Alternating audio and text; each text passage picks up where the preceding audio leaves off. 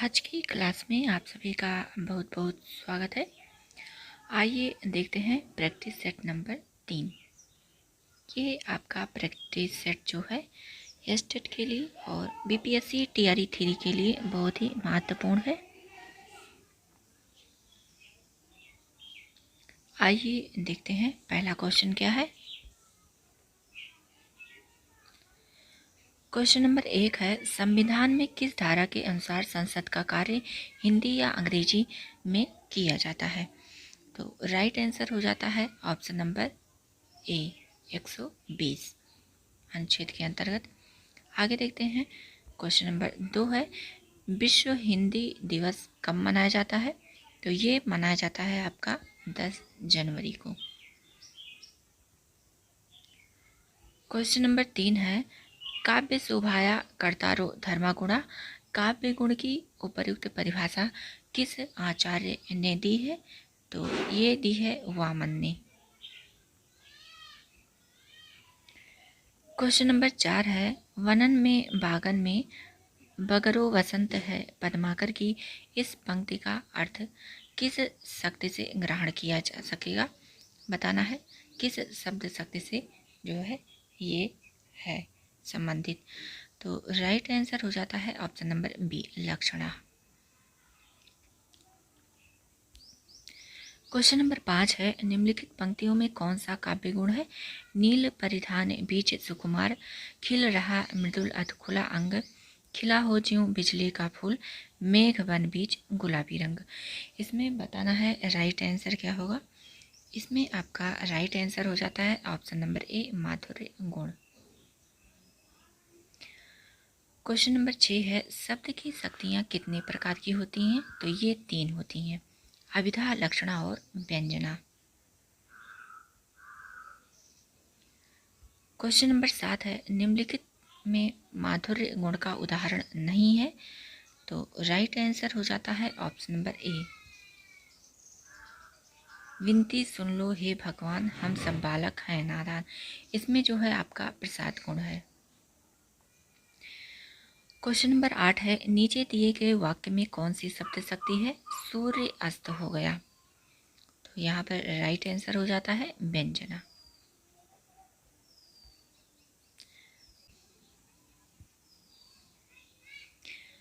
Question number 9 है, जब Dras Batalik tiger की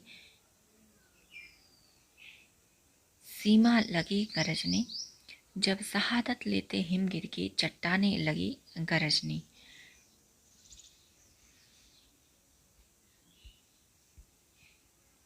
जाग उठे ये शेर बबर पौरुष हुंकार उठा था मातृभूमि की बलवेदी पर लहू पुकार उठा था।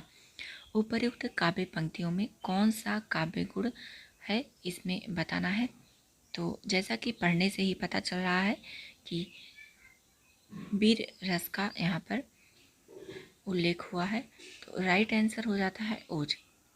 जहाँ वीरता होता है वहाँ पर ओज गुण प्रधान होता है। आगे देखते हैं आपका क्वेश्चन नंबर 10 है, इनमें से कौन सी छंद शास्त्र की प्रथम पुस्तक है। तो ये है आपका छंद सूत्र। ऑप्शन बी यहाँ पर राइट होता है।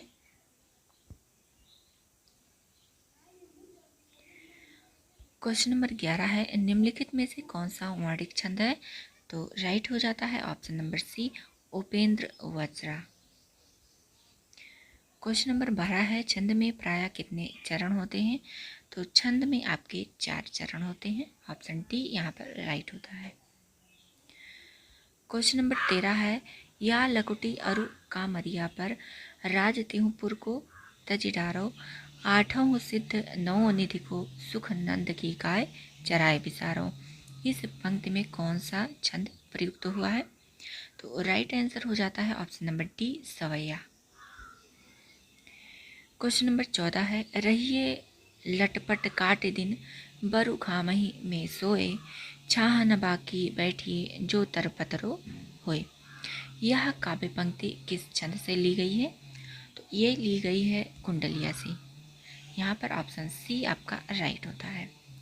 क्वेश्चन नंबर 15 है, रास पंचाध्यायी में किस छंद का प्रयोग किया गया है। तो यहाँ पर राइट आंसर हो जाता है ऑप्शन नंबर डी, रोला। क्वेश्चन नंबर 16 है, प्रत्येक चरण में 28 मात्रा 16-12 की, यदि अंत में लघु गुरु किस छंद में होता है बताना है। तो ये होता है आपका हरि गीतिका में। क्वेश्चन नंबर 17 है, द्रुत विलंबित छंद का लक्षण है कि इसके प्रत्येक चरण में होते हैं। तो इसके प्रत्येक चरण में एक नकड़, दो भगड़ और एक रगड़, क्रम में 12 वर्ण होते हैं, वहाँ पर द्रुत विलंबित छंद होता है। आगे देखते हैं। क्वेश्चन नंबर 18 है, निम्नलिखित में श्रृंगार रस की दृष्टि से नायक का कौन सा भेद नहीं है। तो राइट आंसर हो जाता है ऑप्शन नंबर सी, धीर प्रशांत। क्वेश्चन नंबर 19 है, भरत द्वारा निर्दिष्ट सात्विक भावों का इनमें से कौन सा समूह सही है। तो यहाँ पर आपका ऑप्शन नंबर सी राइट होता है। क्वेश्चन नंबर 20 है, भाव जिसके हृदय में रहते हैं उसे क्या कहते हैं। उसे कहते हैं आश्रय। क्वेश्चन नंबर 21 है, निस दिन बरसत नयन हमारे, सदा रहत पावस ऋतु, हम पर जपते श्याम सिधारे। उपर्युक्त पंक्ति में कौन सा रस है बताना है। तो राइट आंसर हो जाता है वियोग श्रृंगार रस। क्वेश्चन नंबर 22 है, रति हास शोक क्रोध भय आदि भावों की गिनती इनमें से किस भाव के अंतर्गत होती है।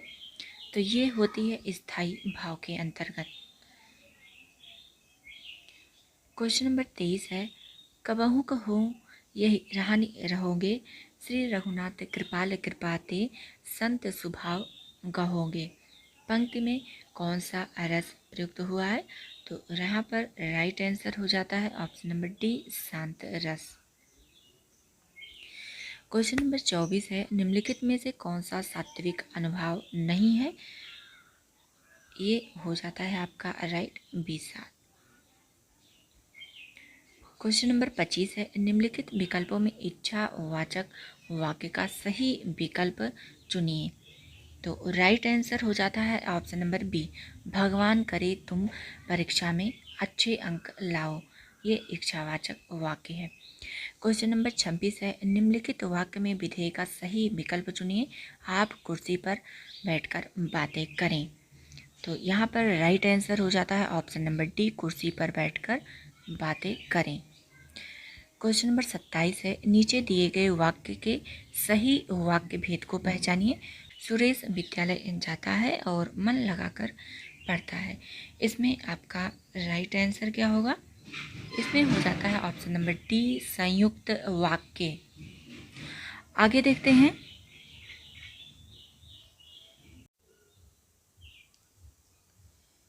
क्वेश्चन नंबर 28 है, निम्नलिखित में से कौन सा वाक्य शुद्ध है।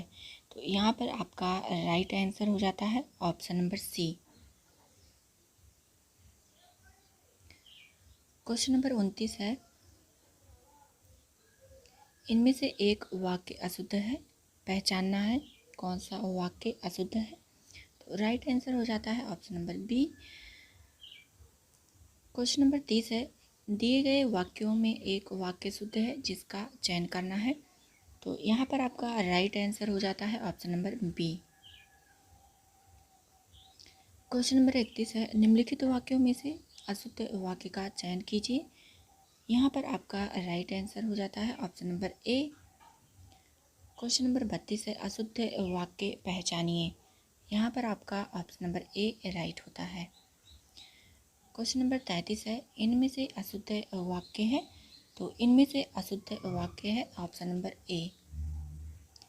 क्वेश्चन नंबर 34 है, भाई के आते ही वह चला गया, वाक्य का जो है प्रकार बताइए। तो राइट आंसर हो जाता है ऑप्शन नंबर सी, सरल वाक्य है। क्वेश्चन नंबर 35 है, निम्नलिखित वाक्यों में शुद्ध वाक्य चुनिए। तो इसमें शुद्ध वाक्य बताना है। आपका राइट आंसर हो जाता है, मैंने 3 कुर्सियाँ खरीदी। क्वेश्चन नंबर 36 है, रचना के अनुसार वाक्य कितने प्रकार के होते हैं? तो रचना के अनुसार आपके वाक्य 3 प्रकार के होते हैं, सरल वाक्य, मिश्र वाक्य और संयुक्त वाक्य। क्वेश्चन नंबर 37 है, सवै दिन होत न एक समाना, लोकोक्ति का क्या अर्थ है? तो यहाँ पर राइट आंसर हो जाता है ऑप्शन नंबर ए, समय परिवर्तनशील है। आगे देखते हैं। क्वेश्चन नंबर 38 है, 9 दिन चले 2.5 कोस से तात्पर्य क्या है? तो राइट आंसर हो जाता है ऑप्शन नंबर डी, अधिक परिश्रम का थोड़ा फल मिलना। क्वेश्चन नंबर 39 का है, हाथ डालना मुहावरे का क्या अर्थ होगा? तो राइट आंसर हो जाता है शुरू करना किसी काम को। आगे देखते हैं। क्वेश्चन नंबर 40 है, किसी तरह की जिम्मेदारी ना होने पर लोकोक्ति कही जाती है? तो राइट आंसर हो जाता है ऑप्शन नंबर बी, आगे नाथ न पीछे पगाहा। क्वेश्चन नंबर 41 है, बुरे दिन आना किस मुहावरे का अर्थ प्रतीत होता है? तो राइट आंसर हो जाता है ऑप्शन नंबर डी, तालू में दांत जमना। क्वेश्चन नंबर 42 है, परित्यक्ता शब्द इनमें से किस लोकोक्ति के लिए सटीक है? तो परित्यक्ता का अर्थ होगा जो है आपका वह स्त्री जो पति द्वारा छोड़ दी गई हो। आगे देखते हैं। क्वेश्चन नंबर 43 है, निम्नलिखित प्रश्न में 4 विकल्पों में से उस विकल्प का चयन करें जो दी गई लोकोक्ति का सही अर्थ हो। अब जबकि जब के साथ बताना है। तो राइट आंसर हो जाता है ऑप्शन नंबर डी, सदा वर्तमान की ही चिंता करनी चाहिए। क्वेश्चन नंबर 44 है, निम्नांकित में से मुहावरा है? तो राइट आंसर हो जाता है ऑप्शन नंबर बी, भाड़े का टट्टू।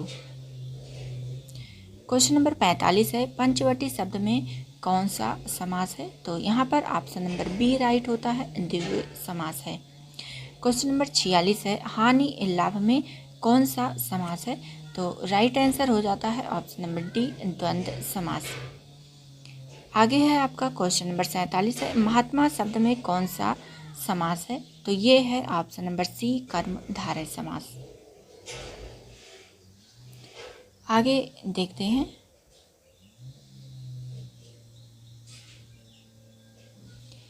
क्वेश्चन नंबर 48 है, गुणहीन शब्द में समास है?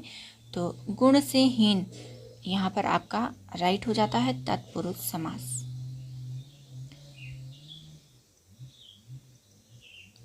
क्वेश्चन नंबर 49 है, यथा संभव में कौन सा समास है? तो अव्ययी भाव यहाँ पर राइट होता है। क्वेश्चन नंबर 50 है, धर्म बुद्धि में समास है? तो धर्म बुद्धि में आपका कर्मधारय समास है। क्वेश्चन नंबर 51 है, निम्न विकल्पों में से उस विकल्प का चयन कीजिए जो दिए गए समस्त पद के सही बहुब्रीहि समास का विकल्प है। मुरलीधर, तो राइट हो जाता है आपका ऑप्शन नंबर ए, मुरली धारण करने वाला, अर्थात भगवान श्री कृष्ण। क्वेश्चन नंबर 52 है, निम्न में से कौन सा बहुब्रीहि समास का उदाहरण नहीं है? तो ये है राजपुरुषा। क्वेश्चन नंबर 53 है, अपेक्षते का सही संधि विच्छेद क्या होगा? तो राइट आंसर हो जाता है ऑप्शन नंबर डी, अपि प्लस इक्षते। क्वेश्चन नंबर 54 है, किस संधि में स्वरों का परिवर्तन या, रा, ला, वा में होता है? तो ये होता है आपका यण संधि में। क्वेश्चन नंबर 55 है, इनमें से कौन सा संधि शब्द गलत है? तो राइट आंसर हो जाता है option number D.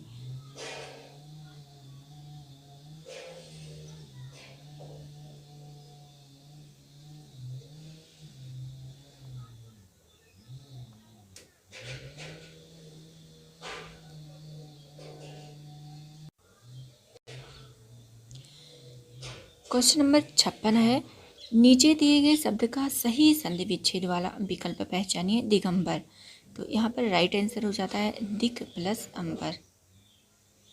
Question number 57 है, नीचे दिए गए शब्दों का सही संधि वाला विकल्प पहचानिए। महा प्लस उर्मिका, तो राइट हो जाता है महोर्मी।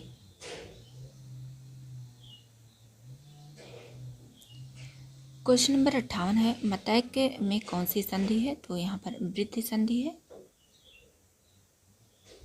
क्वेश्चन नंबर 59 है, निम्न में कौन मात्रिक छंद है?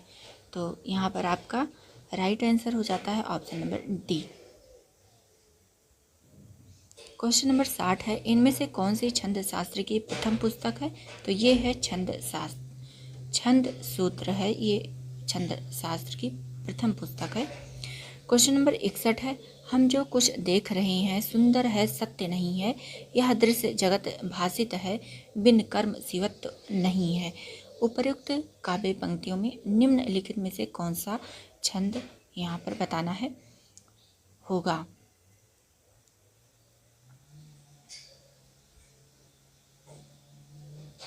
राइट आंसर हो जाता है option number A. Question number 62 है, आप निसंकोच चले जाओ, इस वाक्य की त्रुटि सुधारने के लिए निम्न में से सही वाक्य छांटना है। तो ऑप्शन नंबर सी यहाँ पर राइट हो जाता है। क्वेश्चन नंबर 63 है, निम्नलिखित में एक वाक्य अशुद्ध है, तो कौन सा अशुद्ध है? ऑप्शन नंबर ए आपका अशुद्ध है। क्वेश्चन नंबर 64 है, उद्देश्य में कर्ता के साथ और क्या रहता है? तो कर्ता के साथ आपका विस्तार रहता है। क्वेश्चन नंबर 65 है, निम्नलिखित वाक्य का एक प्रकार क्या है? आशीष तुम अपनी पढ़ाई करो, तो इसमें है आज्ञावाचक।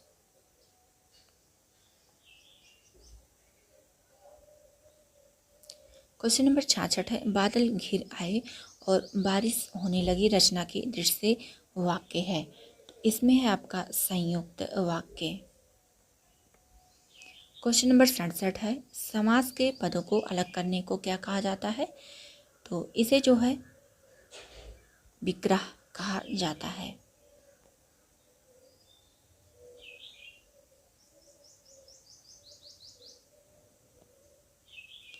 क्वेश्चन नंबर 68 है, निम्नलिखित में से किस समाज में दोनों घटकों की प्रधानता होती है? तो द्वंद्व में रहती है, जैसे माता पिता, भाई बहन, रात दिन। क्वेश्चन नंबर 69 है, विशेषण और विशेष्य के योग से कौन सा समास बनता है? तो विशेषण और विशेष्य से बनता है आपका ऑप्शन नंबर सी, कर्मधारय। क्वेश्चन नंबर 70 है, पुरुषोत्तम में कौन सा समास है?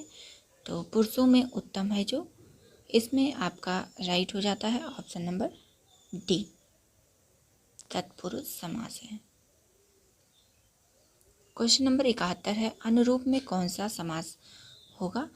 तो अनुरूप में आपका राइट हो जाता है ऑप्शन नंबर डी, अव्ययीभाव। क्वेश्चन नंबर 72 है, सद्धर्म का सही संधि विच्छेद क्या होगा? तो सत प्लस धर्म होगा। क्वेश्चन नंबर 73 है, व्यवहार का संधि विच्छेद है, तो यहाँ पर राइट आंसर हो जाता है बी, प्लस अ प्लस हार। क्वेश्चन नंबर 74 है, सुक्ति का सही संधि विच्छेद क्या होगा? तो सु प्लस उक्ति, यहाँ पर राइट होता है option number A. Question number 75 में बताना है इनमें से कौन सी संधि का गुण है? तो राइट आंसर होता है ऑप्शन नंबर डी।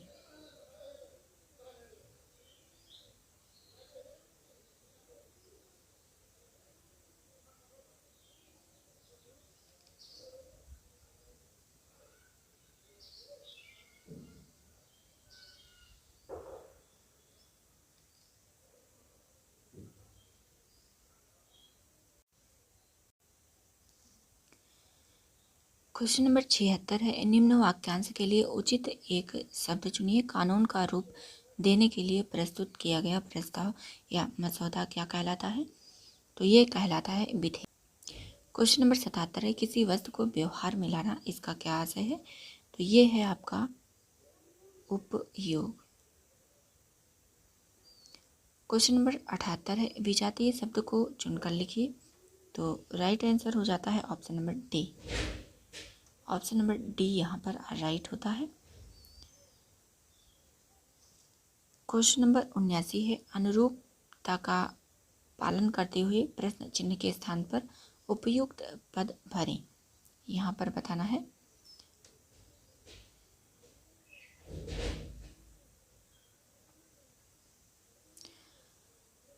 यहाँ पर आपका राइट आंसर हो जाता है ऑप्शन नंबर सी, अर्थ।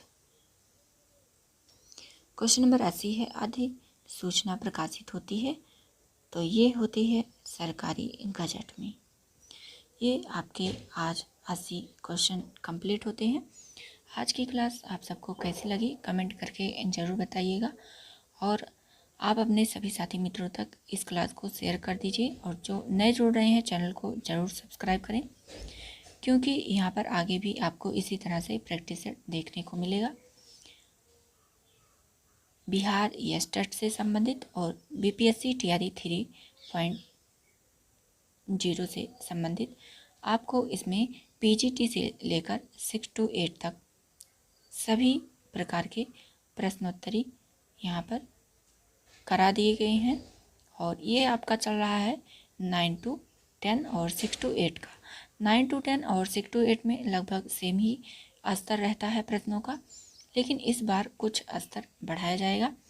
और जो पीजीटी के लिए तैयारी कर रहे हैं टीआरई 3 में, वह जो है हिंदी साहित्य को कवर करने के लिए शुक्ल जी का जो प्लेलिस्ट में आपका प्रैक्टिस सेट कराया गया है वो, और हिंदी साहित्य का दूसरा इतिहास बच्चन सिंह का, और बच्चन सिंह का एक और इतिहास है आधुनिक हिंदी साहित्य का इतिहास। ये तीनों क्लास जो है आप लोग देखिए। इसमें लगभग दूसरा इतिहास में 38 क्लास आपका टोटल है, और इसमें जो है आपका पूरी जो बुक है उससे संबंधित एक एक प्रश्न पर ये प्रैक्टिस सेट कराया गया है। तो आप वहाँ पर जाकर के आप साहित्य का जो पोर्शन है कवर कर सकते हैं, उसमें थोड़ा हाई लेवल का है। और ये जो टीजीटी का है 9 to 10 और 6 to 8 का, इसमें आपका ग्रामर का पोर्शन ज़्यादा पूछा जाता है, इसलिए अभी जो प्रैक्टिस सेट चल रहा है इसमें ग्रामर के जो है क्वेश्चन ज़्यादा लिए गए हैं। तो आप सब लोग जो है वहाँ पर जाइए, जो पीजीटी से तैयारी कर रहे हैं क्लास देखिए, और जो व्याकरण से संबंधित टेस्ट देना चाहते हैं तो यहाँ पर भी जुड़ करके आप टेस्ट दे सकते हैं। आगे इसी तरह से क्लास होती रहेगी। आज की क्लास यहीं तक, मिलते हैं अगली नई क्लास।